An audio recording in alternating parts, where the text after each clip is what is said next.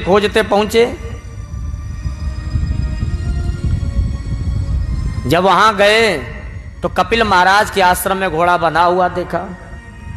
मन में भ्रम हुआ, बिना जाने बिना सोचे उन्होंने कपिल महाराज को ही चोर बना दिया। तरह तरह से जब व्यंग बोलने लगे, कैसा संत है तू, ढोंगी है, महात्मा नहीं है, तूने घोड़े की चोरी करके यहां लाया है। अब कपिल महाराज को बड़ा क्रोध आया और जैसे ही कपिल महाराज ने अपने नेत्र खोले, सो महाराज जल करके सभी राख हो गए। सगर के 60,000 पुत्र जो है राख बन गए। बड़ी चिंता हुई सगर महाराज को। प्रेम से बोलिए राधे राधे। श्री कृष्ण गोविंद हरे मुरारी, हे नाथ नारायण वासुदेव। श्री कृष्ण गोविंद हरे मुरारी, हे नाथ नारायण वासुदेवा।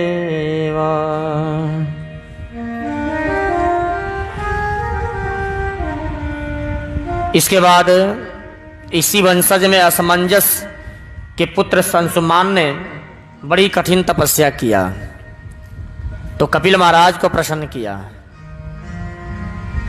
अब कपिल महाराज को प्रसन्न इसलिए किया कि भाई इन्होंने ही श्राप दिया है तो ये भस्म हुए। अब यही कोई उपाय बतावें कि भस्म तो हो गए, क्योंकि सगर के जो 60,000 पुत्र थे भस्म होने के बाद प्रेत बन गए। तो अपने जो भी पीढ़ियां उनकी आती ना, वो किसी न किसी स्वरूप में, स्वप्न में या जैसे भी हो, चिल्लाते रोते, महाराज हम राख का ढेर बन के तड़प रहे हैं, हमारी मुक्ति का कोई उपाय करो। तो महाराज अंशुमान ने तपस्या किया और कपिल महाराज प्रसन्न हुए। और कपिल महाराज ने बताया कि हे राजन,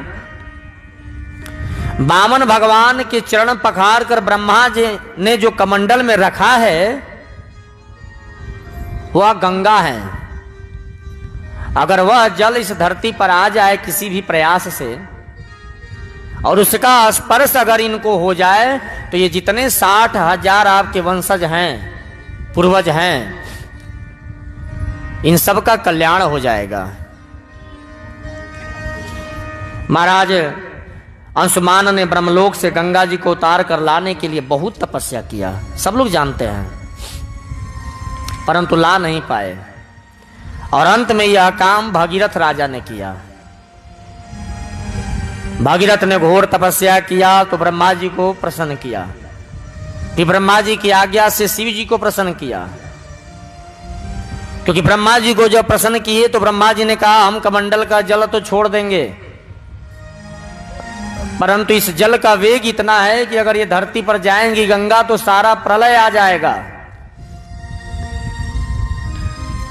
इसलिए इन्हें कंट्रोल करने के लिए शिव जी ही हैं। तो भगीरथ ने शिव जी की भी तपस्या की, शिव जी को प्रसन्न किया और शिव जी से वरदान स्वरूप मांगा कि महाराज ब्रह्मा जी कमंडल से गंगा को छोड़ें तो गंगा का वेग कम करने के लिए आप पहले गंगा को अपने जटाओं में धारण करें। और ऐसा ही हुआ, ब्रह्मा जी ने कमंडल से जल छोड़ा, गंगा जी वेग के साथ चले,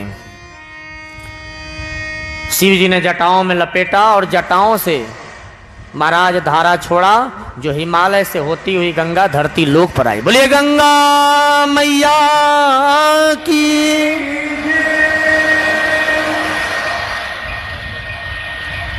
महाराज गंगा मैया को लाने के लिए सूर्यवंश में राजाओं ने कितनी तपस्याएं किए, तब जाके ये गंगा मैया आज धरती पर आई है।